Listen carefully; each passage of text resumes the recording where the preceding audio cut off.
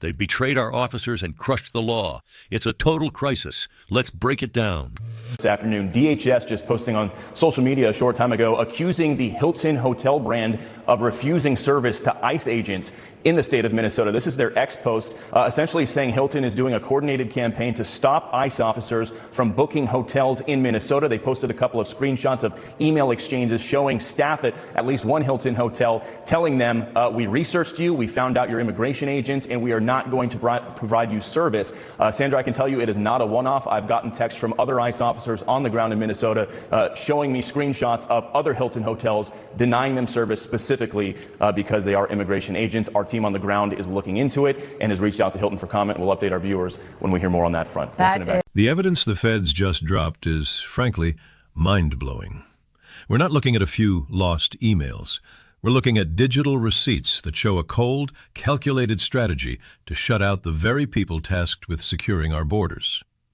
When agents tried to book a place to sleep, they weren't met with hospitality. They were met with a door slammed in their faces. It turns out the hotel wasn't just full. They were actually monitoring government communications and killing reservations the second they saw a badge. This wasn't some front desk glitch or a oops, we're overbooked situation. No, this was a full-blown ideological blockade. And get this, some of these people were even bragging about it on social media, treating their business like a political playground. It's a dark day when the uniform you wear determines if you can get a room for the night. Our team is seeing this everywhere now, big companies ditching their actual jobs to play activist. But think about it.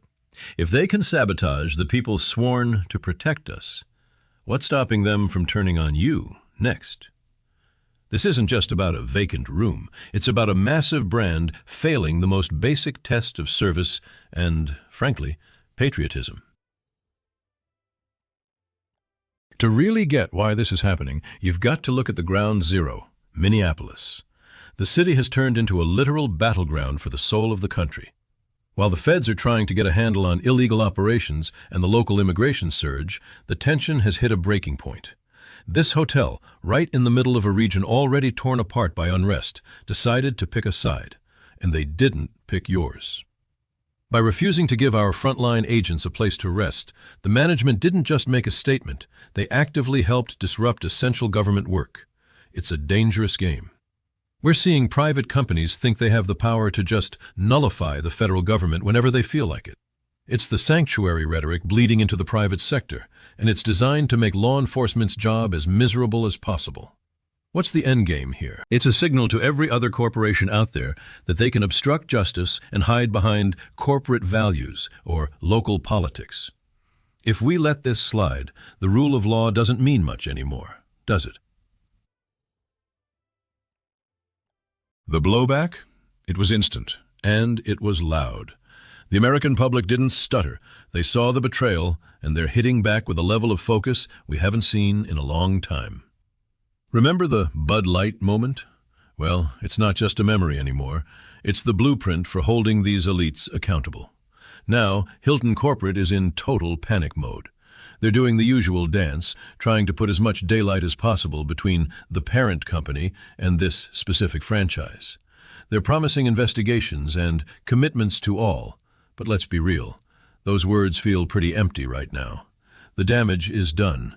You can't just put out a press release and expect patriots to forget that you turned your back on them. People aren't asking for apologies anymore. They're demanding that Hilton cut ties with this franchise entirely. Anything less? That's just a wink and a nod of approval. The markets are already twitching as this boycott picks up steam. It turns out, when you treat the men and women protecting our streets like outcasts, the people who actually pay your bills might just decide to take their money elsewhere. Look, this whole mess is a wake-up call about what's actually at stake today. We can't have our national security held hostage because a hotel manager or a woke boardroom has an axe to grind. When a massive service provider decides to get in the way of law enforcement, they aren't taking a stand, they're putting your safety on the line, period. It's time to demand a full audit of how these franchises are actually running.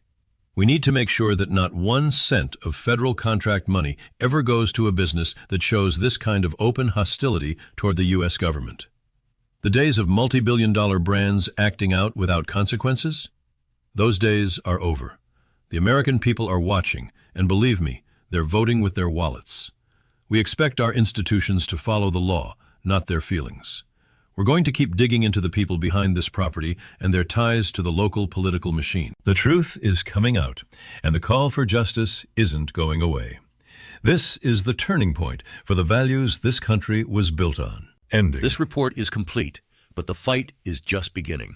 Subscribe now to stand with us.